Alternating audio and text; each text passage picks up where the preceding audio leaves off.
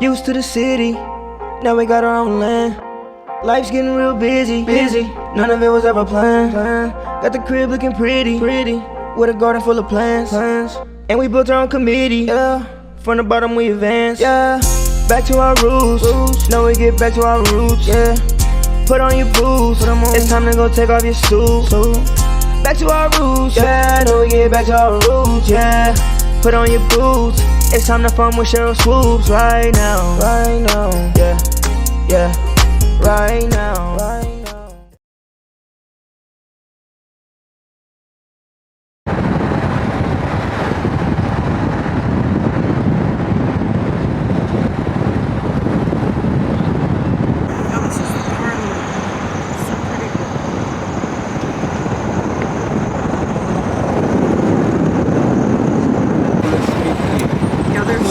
Here that have been here for over 100 years.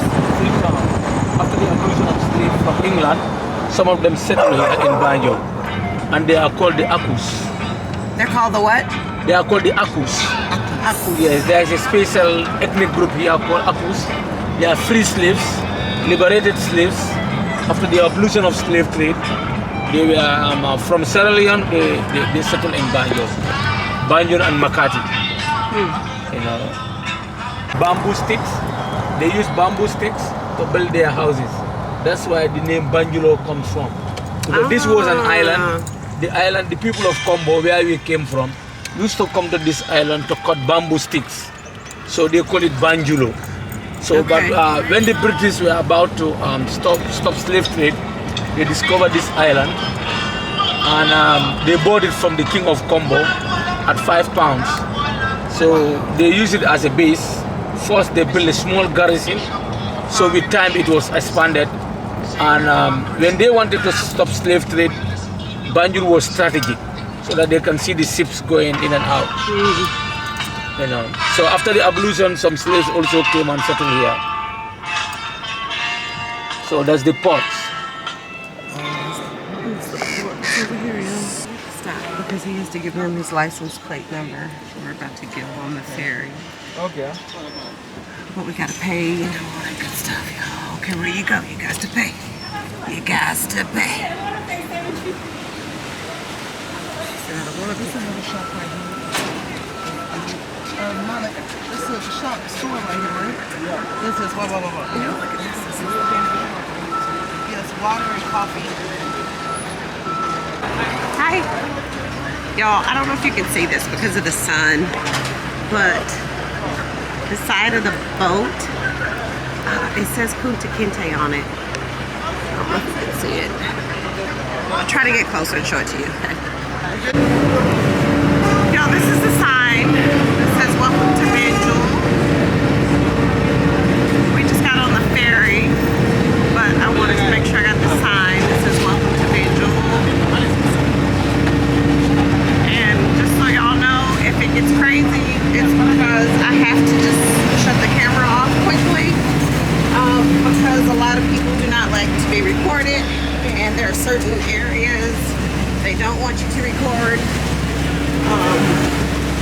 So just bear with me as I try to bring y'all some good footage. We are headed to Kunta Kinte Island, y'all. So, how beautiful.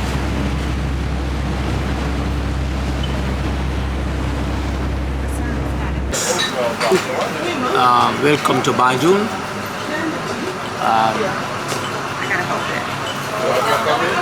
Banjul was founded in 1860, but it was colonially called Patos, named after Lord Al Patos.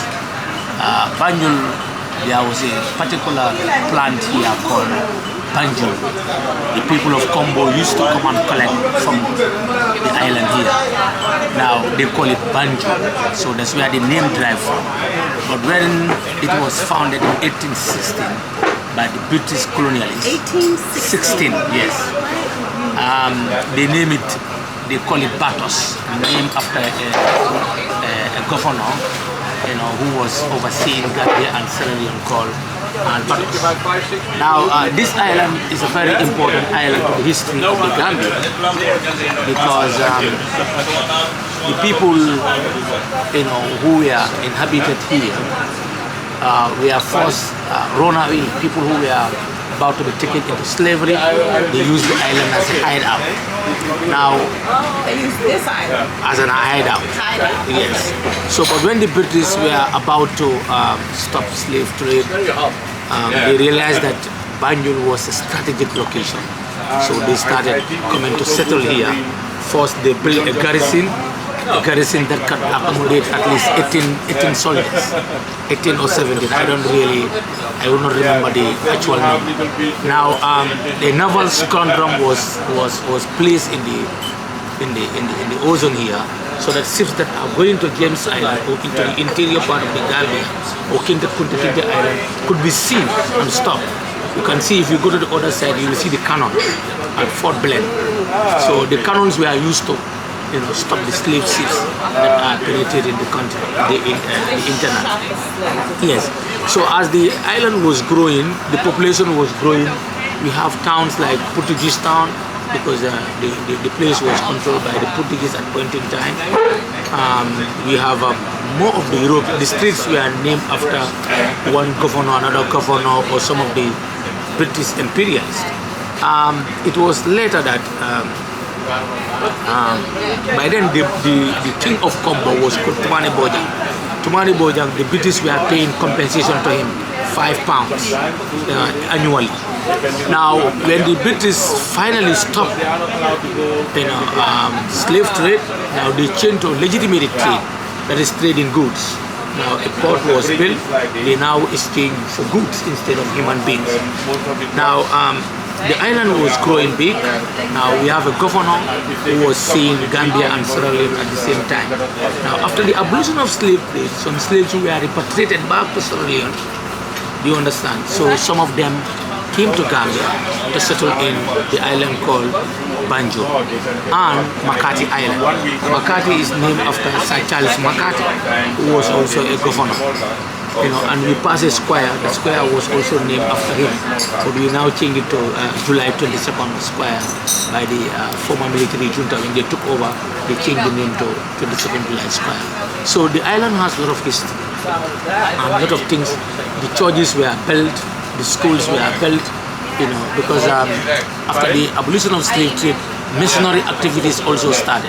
So these missionaries, they have to build schools, they have to teach young people about Christianity, and they built Royal Victoria Hospital, and now changed to Edward Francis Small Hospital. Edward Francis Small has a big history in the Gambia. He was a freedom fighter, he was a revolutionary who resisted the British until he died. He died around 1828. He was 1928. He died around 1928 before Gambia gained independence. But he was a Pan-African who got the orientation, and he fought against the colonials. He was the one who said no taxation without representation. So the British frustrated him. They took him out of this country to England. He was frustrated, no job. Later in Sierra Leone, he was dumped in Senegal. But he came, he didn't stop his trade unionism. So he was one time posted in the provincial Gambia. So it was time for Christmas. He went to the church to ring the bell. The white men there, they said, why should he ring the bell? Why should the black man go to the church and ring the bell? So he knocked the father on the face and he fell down, the church father. So he was arrested, jailed for that action too. So he was the first Gambian trade union, and he's the father of Gambian politics, Edward Francis Small. No taxation without representation. Yes, just Google it, you'll see. Hey y'all, what's up? So, we are getting ready to head to Kunta Kinte Island. Sorry, I'm gonna take these glasses off. Yeah, we just drove onto the ferry, and I don't know, this is going to be pretty cool. My heart is racing, y'all, and we haven't even gotten there yet. We just got on the ferry, but man, Just look, just take a look with me. But I don't know.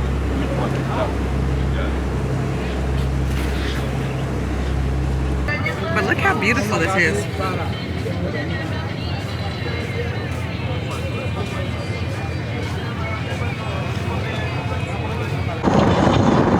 Y'all, the goats did not move out of the way. The goats.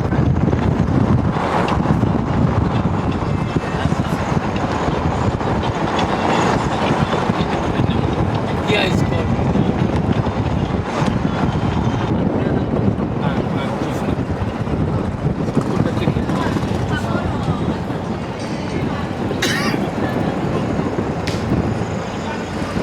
Alright, y'all, so this is the road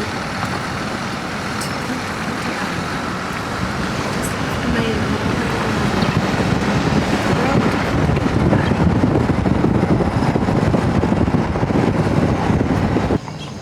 This is not the museum. Wow. So are we doing From the museum, we can quickly, from the museum, we go to the island. Alright, y'all, we're gonna start at the museum. I'm gonna turn this around for a minute. Okay. Just so I can be in this one. We are here, we're starting at the museum. So if you can see here, this says exhibition on the slave trade. So let me turn around for you.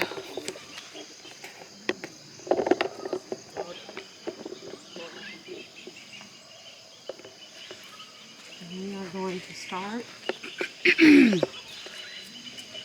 So here is the museum. Here is the home of Kunta Kinte, where he was arrested, oppressed, Where he was abused, arrested. And taken into slavery. This is the home of Kunta Kinte. This is where our grandparents were abused, and our development was arrested.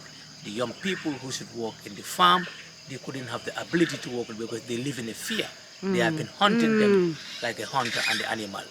All happened Wow. in this village called Jufre. Called what? Jufre. Jufre? Jufre. Jufre. Jufre. Jufre. Yeah. Jufre. Jufre. Yeah, home of Kunta Kinte. Jufre. We were told a lot by our able guys. We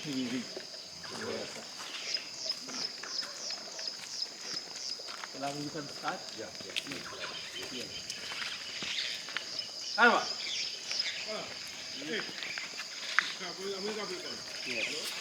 Can you get closer here, please? It's Yes. a little bit warm. It's okay if I put him on camera or no? Okay. That's his job. Okay. He will be paid for that. What's your name? I'm Lamin. Lamine. Lamin, yeah. Lamine. Okay. Thank you. Nice to meet you once again.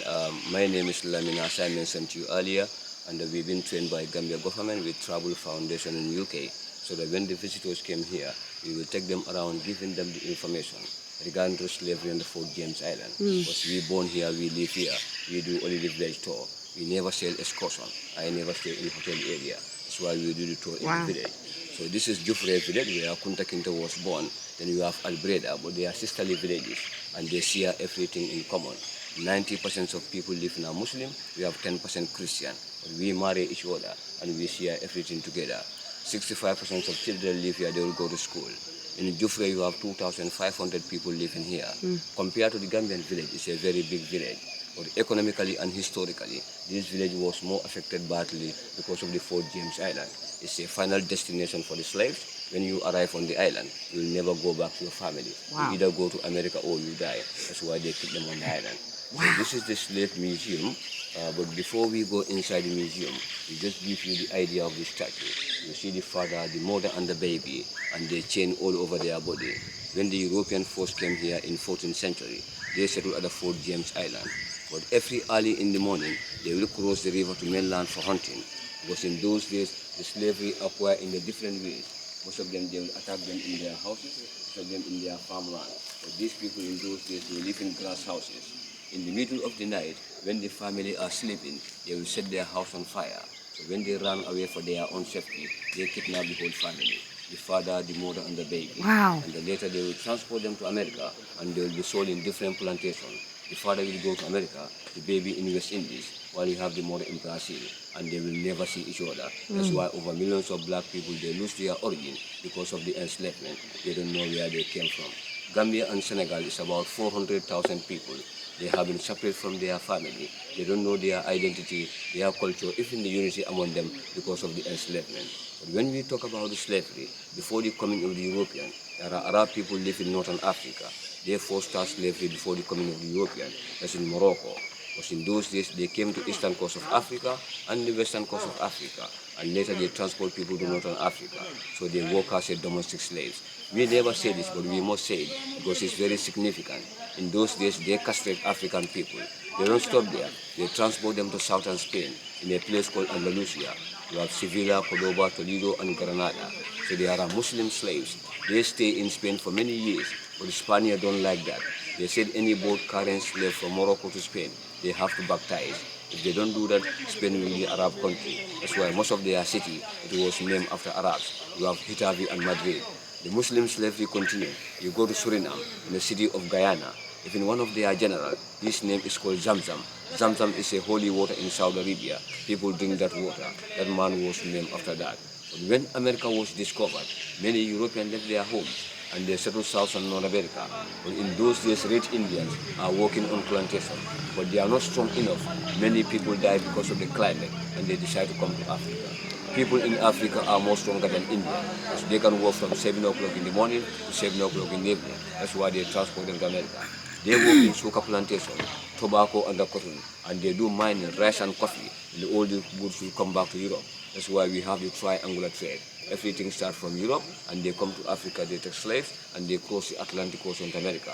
So they work for more than 400 years. But no one can tell you how many slaves have been taken from this part of Africa. No. It's more than 10 to 20 million people. Wow. And the 10 million die on the way to America. That's what they estimated. But 10 million die, because in those days, they put them inside the boat like a sardine.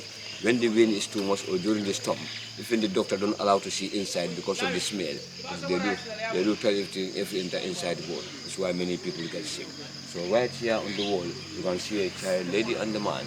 In this journey, when they kidnap them from their house, they walk more than 4 kilometers.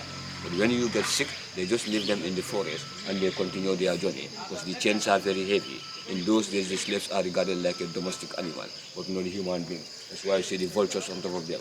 When they leave them in the forest and they continue their journey, they will eat by the animals. Yeah, they just leave them and they continue their journey. Yeah. We will just keep on saying this from one generation to another. From here, we're going to see the museum inside.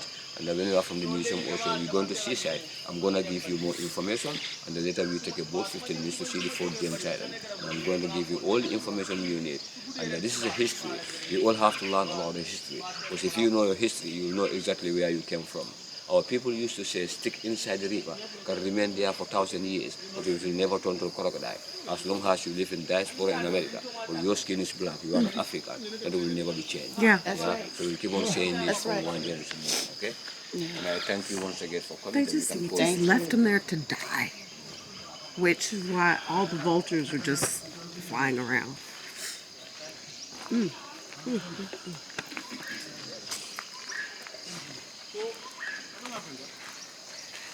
Inside they wrote everything in English and walk around and take a look.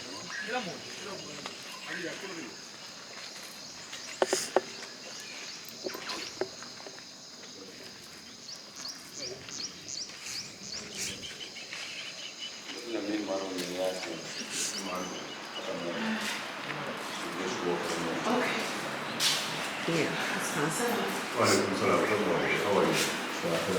Do I pay now? Do I pay now?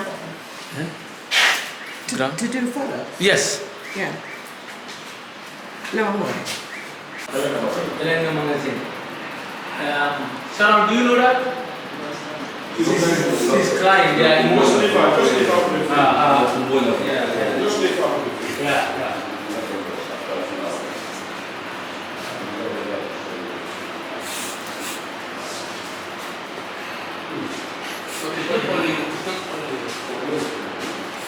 I don't know if y'all can read this sign.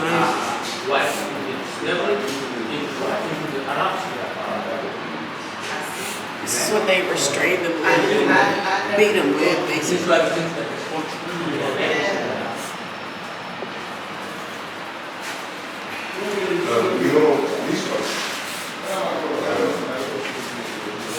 This one. And these were some of the white man's records. Because the Arabs they started this decade like around the 11th century, coming up in the 14th century they were doing. So when you look at the European started from the 15th century, but the Arabs they were using this technology. But So these were the guns that they use. And after also how people also were able to get this kind of things to the system to fight. So some of the wars that took place, how people were using this. This is called Beretta. You have this is Beretta, and you have the long gun. You know, caboose. This is caboose. You know, it's just like pistol. And this is what? This is the local caboose. Okay. These are local caboose. They use this hunting, fighting. you know, like let us see.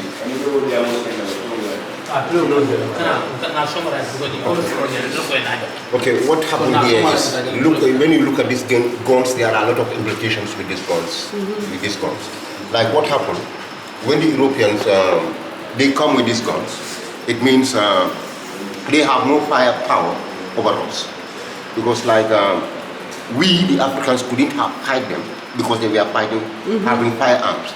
We were having cutlasses, spears, and so on like that. These things you have to come in close contact with them in order to fight them.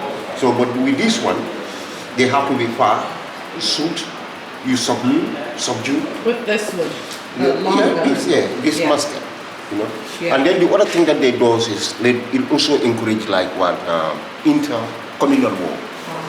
It develops hatreds among various African societies. That's what it does. Like you just get you just get angry. Just angry all over again. Man, like they even put the babies, they even put the babies in shackles.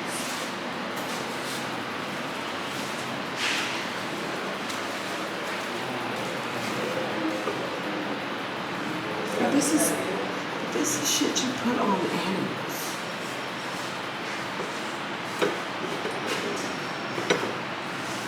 And it's so The lightest one is 6 kilograms. The lightest. The lightest. The lightest. The lightest is 6 kilograms, which is what in pounds? I don't know, but I'm gonna find out. This is what you put on animals. Like human, you don't do this to humans. Wow. And what about these? These are Two of them. They will like, for example, two. They will lock them so that they cannot run. So that they cannot run. So they will. And were these heavy too? No, it is not heavy. Yes, some are heavy, but some are not heavy. It's not It heavy. depends. This is heavy. Yeah, this is heavy. This is heavy. This is heavy. This is almost The lightest 10, one is 10 6 kilos. kilograms. The lightest one is 6 kilograms. Yeah, this is almost 10. So they would have this on the person and someone in front? Yes. Yeah. No, this one is for the hands. So this one is the one that connects them. Because there is an element here, like a chain weapon, interconnecting them. Just come. What is this? This is just like don't get these things. this has been introduced by the Arabs. Like this one here. By the who? Arabs. You know the Arabs, they Wow. also did slavery. Wow. They are the first. The European learned from them. So they use this will be tied to someone's Yeah. neck and the other one will tie. Like that. Yeah. They interconnect like Wow. this. So this how we interconnect that stick. This is how we interconnect them with those sticks.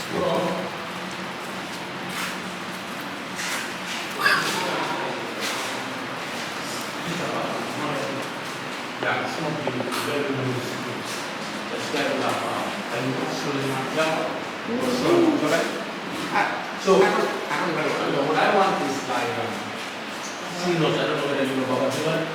Yeah. So, we want Baba Jula to be part of this. It's pretty good. Yeah. And I didn't edit first of the photo, but now we should have the photo and here. So I have Baba Jula. No, the incoming collection might be going to be. So we need that, like, and Sheryl also need some, because we need to start making our own history, rather than have a polluted history. And it started right now in the collection. This is So it's one that I feel it's a way to liberate that. no, but if it's Baba too, I can understand, but if it's about other, because you want to compare. Because you came with out. You came with out, I can open it for you, and then you will do it. Yeah, this is why. Because of him, this is why you can build. These are original manuscripts. Yeah. So, what's the name? Lucas Junior. Lucas Junior, do you know Ruth? I think Ruth is one of the actually. Because after I start, some of these prominent Africans, maybe over Africa, they are followers of the Italian duality. We have one man, we are working with people. We want to have a lot of connections to look. Even my control, I think my control are not in the profile.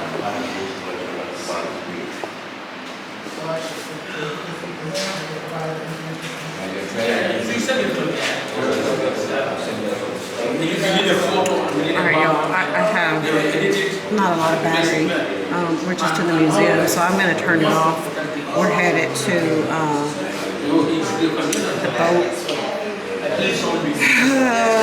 So we're going to actually go and see where he was taken and all of that stuff. So I'll be back. Right now, yeah. Back to our roots, back to our roots. Back to our roots.